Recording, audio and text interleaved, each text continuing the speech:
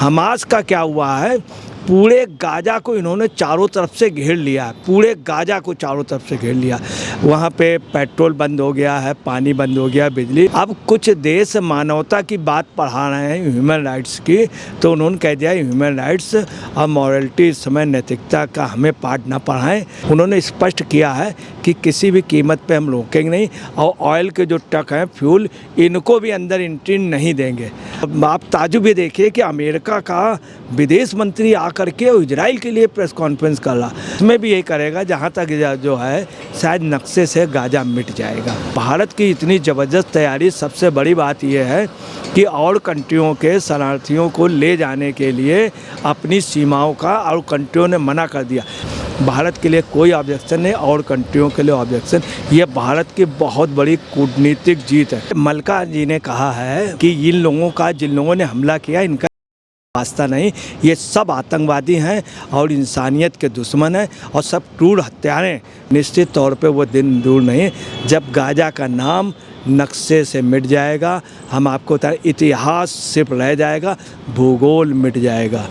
नमस्कार, स्वागत है आपका एसडीवी न्यूज़ पर। मैं हूं आपके साथ शिप्रा सैनी। इजराइल और हमास के बीच जो जंग जारी है, इस बीच बड़ी खबर यह है कि हमास ने अब इजराइल के सामने घुटने टेक दिए हैं। दरअसल गाजा का जो एकमात्र बिजली प्लांट है, उसका ईंधन खत्म हो चुका है, क्योंकि इजराइल ने गाजा पर अब तमाम प्रतिबंध लगाना शुरू कर दिया है। फिर चाहे वो बिजली देने की बात हो, पानी और तमाम जो व्यवस्थाएं इजराइल की ओर से की जाती रही हैं, वो अब उस पर रोक लग चुकी है। इस पूरे मामले पर विस्तार से बातचीत करेंगे। वरिष्ठ पत्रकार अजय जी मेरे साथ हैं। अजय जी, बहुत बहुत स्वागत है आपका। जिस तरीके से ये युद्ध छिड़ा हुआ है और आतंकी संगठन हमास जिस तरीके की क्रूरता इजराइल में दिखा रहा है, उसके बाद अब खबर ये है कि हमास ने घुटने टेक लिए हैं, क्योंकि एकमात्र जो बिजली प्लांट था, अब उसका भी ईंधन खत्म हो चुका है, खाने पीने के लाले पड़ चुके हैं। और ये भी खबर है कि दरअसल जो बंदी वहां पर लोग बनाए गए हैं इजराइल के, अब हमास उसको छोड़ेगा, ऐसी कोई बातचीत चल रही है। क्या कहेंगे आप? देखिए, ऐसा है कि चूंकि ये पूरी तरह से घेर लिया गया है, और मैं आपको बता रहा हूँ, इसके पहले जब इजराइल का युद्ध हुआ था तो मिस्र जैसे बहुत बड़े राष्ट्र को, उसकी पूरे सेना को चारों तरफ से घेर लिया था। सबसे बड़ी बात ये थी कि मिस्र के अंदर जाके मिस्र की तरफ से घेर लिया था। अब वो ऐतिहासिक अब सबसे बड़ा सरेंडर हुआ था, उसमें मिस्र ने घुटने टेक दिए थे, इजराइल के सामने माफ़ी मांगी थी और अपना बचाव किया था। अब हमास का क्या हुआ है, पूरे गाजा को इन्होंने चारों तरफ से घेर लिया है। पूरे गाजा को चारों तरफ से घेर लिया। वहाँ पे पेट्रोल बंद हो गया है, पानी बंद हो गया, बिजली। और वहाँ के राष्ट्राध्यक्ष ने कह भी दिया है, बेंजामिन जी ने, कि हम किसी भी सूरत में नहीं। अब कुछ देश मानवता की बात पढ़ा रहे हैं, ह्यूमन राइट्स की, तो उन्होंने कह दिया ह्यूमन राइट्स और मॉरलिटी इस समय नैतिकता का हमें पाठ ना पढ़ाएं, क्योंकि उन लोगों ने क्या किया, हिंसक वो किए हैं, घटनाएँ की हैं, उसके लिए उनको कोई नहीं कह रहा। उल्टा लोग इजराइल को नैतिकता का पाठ पढ़ा रहे हैं। उन्होंने स्पष्ट किया है कि किसी भी कीमत पे हम रोकेंगे नहीं, और ऑयल के जो ट्रक हैं, फ्यूल, इनको भी अंदर एंट्री नहीं देंगे। अब क्या है स्थिति, आपको बहुत लेटेस्ट समाचार ये है कि अमेरिकी विदेश मंत्री एंटनी ब्लिंकन और वो तेल अवीव पहुँच गए, और बेंजामिन नेतन्याहू जो वहाँ के राष्ट्राध्यक्ष हैं, ये दोनों लोग प्रेस कॉन्फ्रेंस करने जा रहे हैं बहुत जल्दी।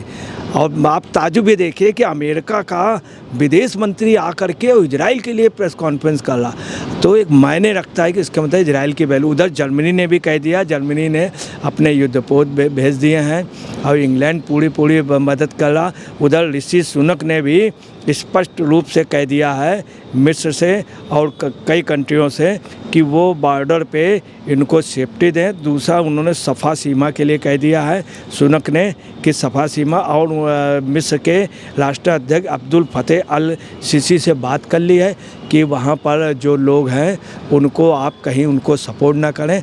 इसके साथ आपको, लेकिन क्या आपको वाकई ये लगता है कि अब हमास और गाजा पर जो प्रतिबंध इजराइल ने लगा दिए हैं, पानी हो, ईंधन हो या फिर खाने पीने की चीज़ें हो, जो प्रतिबंध लगाया गया है, उसके बाद क्या हमास वाकई घुटने टेक देगा इजराइल के सामने? जो कहा जा रहा है बेंजामिन नेतन्याहू की ओर से कि हम हमास के एक एक व्यक्ति का खात्मा करके दम लेंगे और सबक एक तरीके से हमास को सिखाएंगे, तो आपको क्या लगता है कि हमास घुटने टेकेगा या जो इजराइल के प्रधानमंत्री हैं इस लड़ाई में वाकई वो हमास से बदला लेने में कामयाब होंगे?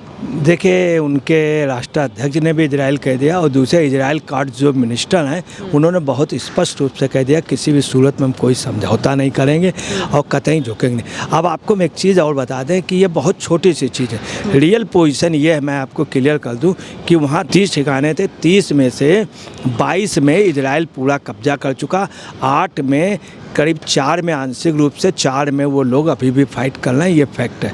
और हकीकत ये भी है कि अभी भी वो थोड़ा बहुत उनके टेररिस्ट इजराइल की ओर एंट्री करने पे रोज़ाना सफल हो रहे हैं, कुछ बहुत कम, डजन के रूप में, लगभग 50 के लगभग। ये भी कटु सत्य है। मगर आपको बता रहे हैं जिस तरह से घेर रहे हैं, ये बहुत छोटा सा गाजा की लड़ाई। आप ये अंदाज़ लगा लिए उनके कुछ खिलाड़ी गए थे तो उन्होंने उसी तारीख को एक साथ उतने ही लोग और दूसरी कंट्री में जा कर के उनको दिया था। अभी तक जब भी जो भी युद्ध हुए, इजराइल ने कोई युद्ध नहीं किया, हमेशा इन कंट्रियों ने युद्ध किया है। और इन कंट्रियों को हर एक से, आप सुने, जब भी युद्ध हुआ है तो उसने गोलन हाइट्स में कब्जा कर लिया, फिर गाजा में कर लिया, गाजा में कर लिया। जहाँ जहाँ वो हुआ अटैक है वहीं पे इजराइल उल्टा और कब्जा कर लेता है और उनको ये सबक सिखा देता, तुम मुझसे लड़े थे तो मैंने तुम्हारा इतना मतलब लॉस कर दिया। इसमें भी यही करेगा, जहाँ तक जो है शायद नक्शे से गाजा मिट जाएगा, नक्शे से गाजा मिट जाए। और हम आपको क्लियर कर दें कि भारत की इतनी ज़बरदस्त तैयारी, सबसे बड़ी बात यह है कि और कंट्रियों के शरणार्थियों को ले जाने के लिए अपनी सीमाओं का और कंट्रियों ने मना कर दिया, मगर भारत के लिए सऊदी अरेबिया, मिस्र, आसपास के जितने देश हैं उन सब ने, किसी ने ऑब्जेक्शन नहीं लगाया। मतलब खुली छूट है कि भारत अपने उनको लेकर बगल में किसी भी कंट्री में जा सकता है। भारत के लिए कोई ऑब्जेक्शन नहीं और कंट्रियों के लिए ऑब्जेक्शन। ये भारत की बहुत बड़ी कूटनीतिक जीत है। दूसरी, भारत पहला ऐसा देश है जिसने वहाँ से सभी जगह से अपने वाहन और मजबूत वाहन जिसमें आराम से सुरक्षित आ सकें, उसमें हालांकि इजराइल की सेना के भी वाहन हैं, उससे अपने आदमियों को ला रहे हैं और ला करके जहाज़ से सबके रजिस्ट्रेशन हो गए। ये बहुत बड़ी बात है, भारत की बहुत बड़ी उपलब्धि है। रजिस्ट्रेशन किसी भी कंट्री नहीं हुए और बॉर्डर के किसी भी देश में और कंट्रियों को अलाउ नहीं। यही पोजीशन आपको बताना है यूक्रेन में हुई थी। यूक्रेन के आसपास हंगरी वगैरह सारे देशों ने। आप भारत का जिक्र कर रहे हैं और ये बता रहे हैं कि किस तरीके से भारत की ये कूटनीतिक जीत है, जो कि ऑपरेशन अजय के जरिए भारतीय जो नागरिक वहाँ पर है उनकी वतन वापसी हो रही है। लेकिन भारत में ही कुछ लोग बैठे हुए हैं जो कि हमास का समर्थन कर रहे हैं, खुलेआम फिलिस्तीन जिंदाबाद के नारे लग रहे हैं। और हमास में ये भी सामने आया है कि ISI के जो झंडे लेकर हमास के जो आतंकवादी थे वो इजराइल में घुसे हैं। ये इजराइल की तरफ से बाकायदा बयान दिया गया है। तो किस तरीके से आप इसको देखते हैं? देखिए, मल्का जी ने कहा है, मल्का ने बहुत स्पष्ट अभी उनका बयान आया है, मतलब इतने रिस्पॉन्सिबल पर्सन ने कहा कि इन लोगों का, जिन लोगों ने हमला किया, इनका वास्ता नहीं, ये सब आतंकवादी हैं और इंसानियत के दुश्मन हैं और सब क्रूर हत्यारे। दूसरा, उन्होंने ये भी कहा कि ये पैलेस्टीन के लोग नहीं, ये पैलेस्टीन समर्थक नहीं, ये पैलेस्टीन के लिए काल हो जाएंगे और पैलेस्टीन को ये लोग ख़त्म कर देंगे। ये लोग पैलेस्टीन के सबसे बड़े दुश्मन होंगे। उन्होंने ये बात कही और बोले देख लीजिएगा वो दिन साबित हो जाएंगे कि इन्होंने इजराइल का नुकसान नहीं किया, पैलेस्टीन का। ये मल्का ने कहा है। दूसरी, आपको बता दें, वर्ल्ड के इतिहास का अभी तक सबसे ज़्यादा 60 लाख आदमी कोरोना में, 60 लाख आदमी दुनिया की हर कंट्री से भारत में सकुशल लाए गए। 60 लाख आदमी, जो मायने रखता है।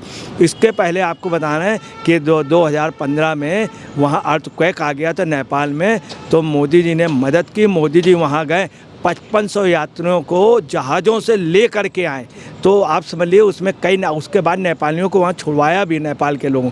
तो आपको बता रहे हैं भारत ने अभी तक का वर्ल्ड का सबसे बड़ा, कई कंट्रियों की इतनी आबादी नहीं है 60 लाख, उतने आदमी को माइग्रेट कराना रसिया वगैरह सबसे, और सबको जहाज़ों से, पूरे दुनिया में इस बात में भारत का नाम है। और आपको बताना है कि निश्चित तौर पे वो दिन दूर नहीं जब गाजा का नाम नक्शे से मिट जाएगा। हम आपको बताएं, इतिहास सिर्फ रह जाएगा, भूगोल मिट जाएगा।